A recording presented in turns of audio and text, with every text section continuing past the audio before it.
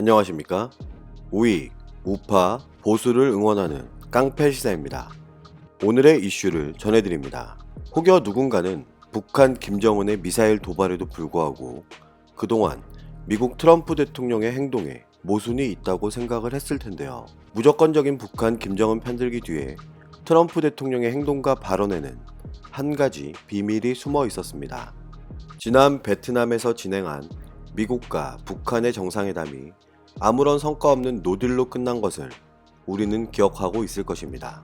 미국 트럼프 대통령이 하노이 정상회담이 노딜로 끝난 이유를 밝혀 화제가 되고 있는데요. 미국의 대표 언론 매체 중 하나인 폭스 뉴스와의 인터뷰에서 트럼프 대통령은 이런 입장을 나타냅니다. 2차 미국 정상회담이 열렸던 베트남을 떠날 때 북한 김정은에게 당신은 합의를 할 준비가 안 됐다고 말했으며 그 이유로는 북한 김정은이 핵시설 5곳을 갖고 있는데 이 중에서 한두 곳만 없애길 원했기 때문이라고 밝혔습니다. 나는 나머지 3곳을 어떻게 할 것이며 합의를 할 것이라면 진짜 합의를 하자고 제안을 했다고 합니다. 그런데 김정은이 그걸 받아들이지 못하고 핵시설 5곳 중 한두 곳만 폐쇄하겠다고 밝힌 것이 협상 결렬의 직간접적인 이유였던 것인데요. 그런데 우리는 북한의 주요 핵시설이 5개라는 사실에서 의문을 가져봐야 합니다. 이미 세계적으로 알려진 풍계리 핵실험장과 영변 핵실험장은 익히 들어서 알고 있지만 이미 이곳들은 추가적인 핵실험을 하기에는 어려울 것이라고 전문가들은 분석하고 있는데요. 그런데 나머지 3곳은 어디일까요?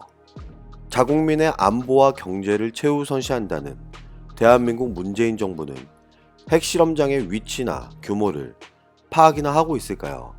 문재인 정부가 설령 미리 알고 있었다고 해도 국내의 언론 매체 중에 북한의 추가 핵실험장이 있다는 사실은 언론의 보도조차 되지 않았는데요. 미국 트럼프 대통령은 어떤 이유에선지 나머지 핵실험장의 구체적인 지역은 언급하지 않았습니다. 과학국제안보연구소 소속 군사 전문가는 북한 내 핵 생산 단지 위치에 대한 추정치로 보인다고 지적하고 있는데요. 그 이유로는 북한 핵 프로그램은 핵무기 제조 및 실험장, 핵물질 및 핵탄두 생산시설, 핵탄두 재진입체 결합 등 방대한 범위의 시설로 구성되어 있는 만큼 미국 정보당국도 북한 내 모든 시설에 대한 구체적인 정보를 가지고 있지는 않은 것 같다고 주장했는데 북한 내 추가적인 비밀 핵시설은 강섬 발전소일 가능성을 얘기하고 이곳에서 북한이 고농축 우라늄을 생산하고 있다고 예측했습니다. 강섬 발전소는 어떤 곳일까요?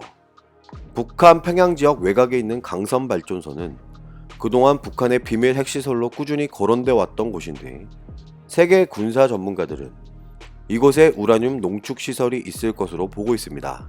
핵무기의 주요 물질인 우라늄 농축과 원심 분리기는 확실한 특징이 없으니 잘 숨길 수 있는 것이 특징인데요.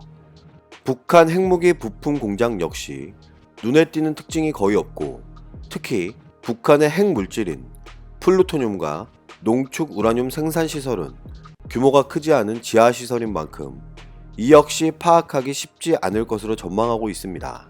재처리 시설의 경우 고방사성 물질 및 폐기물을 처리하기 위한 두꺼운 콘크리트 벽이 필수적이고 원자로의 경우 고열을 방출하는 만큼 완전히 은닉하는 데는 한계가 있을 수 있기에 북한의 추가적인 핵시설 위치를 대략적으로 파악하고 있었던 이유 중에 하나로 꼽히고 있습니다.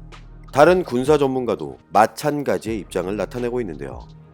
미 정보당국은 북한이 영변 핵시설 외에 비밀시설에서 핵물질인 고농축 우라늄을 생산하고 있다고 판단하지만 이들 시설들의 구체적인 위치를 모두 파악하기는 어렵다고 말했으며 위성사진 분석에서 북한이 운영하는 비밀 우라늄 농축시설 중 하나로 강선을 지목했으며 이곳의 특징은 농축시설과 매우 유사하기에 북한 무기 프로그램의 일부인 비밀시설 중 하나일 수 있다고 밝혔습니다. 그렇지만 북한 핵 프로그램 정의에 핵탄두 운반체인 탄도미사일 제조와 실험장까지 포함하게 된다면 이와 관련된 시설의 수가 상당히 많아진다면서 영변 핵시설과 풍계리 핵실험장 폐기가 북한의 핵무기 개발 속도를 늦추는 데 중요하기는 하지만 북한의 완전한 비핵화를 이루기 위해서는 수많은 추가 비밀 시설을 파악하는 것이 무엇보다 중요하다고 말했습니다. 하지만 미국 트럼프 대통령의 이런 북한 내 비밀 기지를 파악하고 있는 것이 북한 입장에선 놀라운 일이 아닐 수 없을 텐데요. 마이크 폼페이오 국무장관도 이런 말을 한 적이 있습니다. 북한 영변 시설 외에도 굉장히 큰 규모의 핵시설이 있다며 미사일이 빠지고 핵탄두와 무기 체계가 빠져서 합의를 못했다고 밝힌 적이 있었는데요. 북한이 현재까지 공개한 핵시설은 영변과 풍계리 두 곳이라는 점을 감안한다면 북한 김정은이 폐쇄를 언급했다는 한두 곳도 영변과 풍계리 핵실험장일 확률이 높아 보입니다. 그동안 여러 언론 매체를 통해 여전히 북한 김정은과 친하며 합의를 할 준비가 되어 있다는 긍정적인 메시지를 남겼던 미국 트럼프 대통령이었지만 사실은 북한 내부의 핵실험장을 포함한 추가 무기 도발 가능성을 염두에 두고 비밀리에 정보를 수집하고 있었던 것으로 봐도 무방할 텐데요.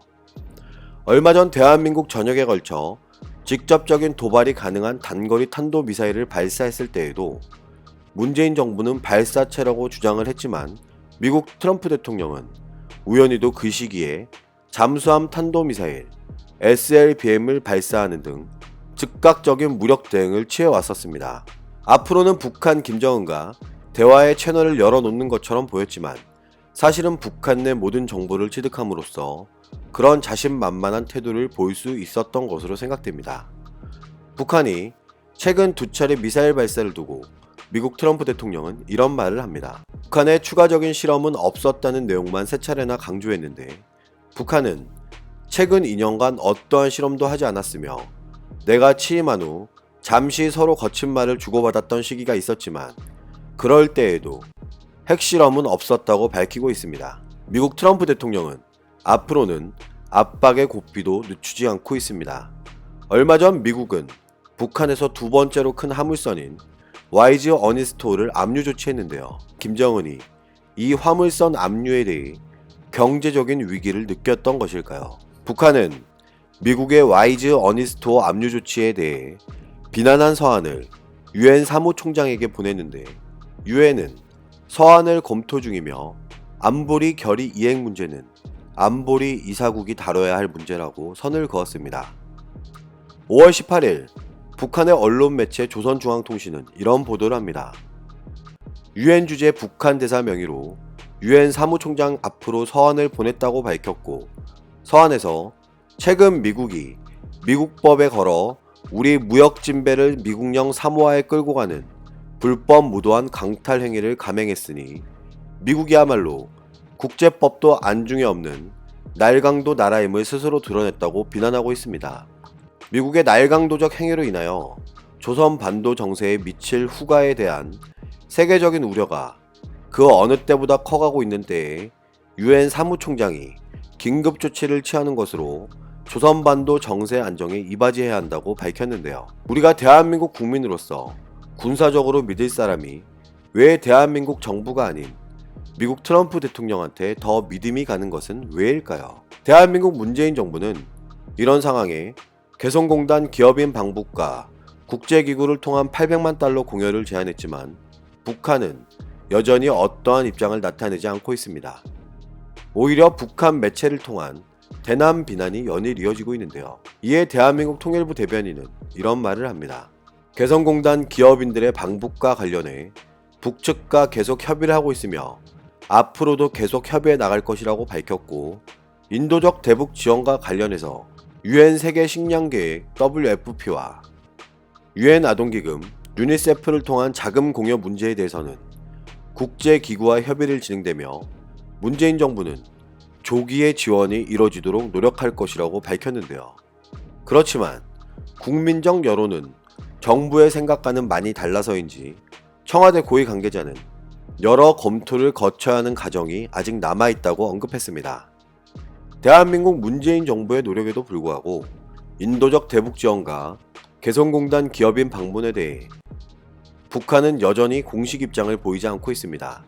오히려 대남 선전 매체를 통해 최근에 열린 대한민국과 미국의 워킹그룹 회의를 문제 삼고 이런 입장을 나타냅니다.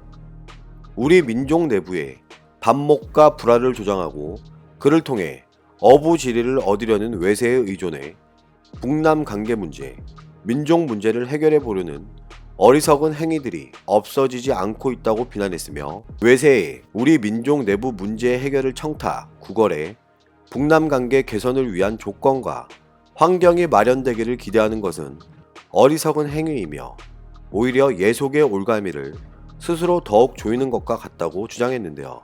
북한 노동신문도 원조라는 것은 발전 도상 나라들의 명줄을 틀어지려는 제국주의자들의 지배와 예속의 올감이었고, 하나를 주고 10 혹은 100을 빼앗으려는 강도적 약탈의 수단이었던 것이라며 연일 대남, 대미 압박 발언만 이어가고 있습니다. 북한은 대한민국의 이런 인도적 지원 발표에도 불구하고 미국과의 협상은 완전히 별개로 보고 있을 것이라는 게 전문가들의 분석인데요. 문재인 정부는 북한의 식량 부족 문제를 너무 쉽게 생각하는 것은 아닐까요? 북한은 인도적 대북 지원을 문제로 핵 문제나 남북 관계에 대한 전반적 입장을 바꾸지 않을 것 같다는 건 저만의 생각일까요? 오히려 식량 지원이 대한민국을 더욱 위협하는 부메랑이 되어서 돌아오지는 않을까요? 그동안 진보라는 핑계하에 북한을 인도적 지원이라는 명목하에 북한의 추가 핵실험을 가능하게 만든 자금줄이 된 것은 아닐까요?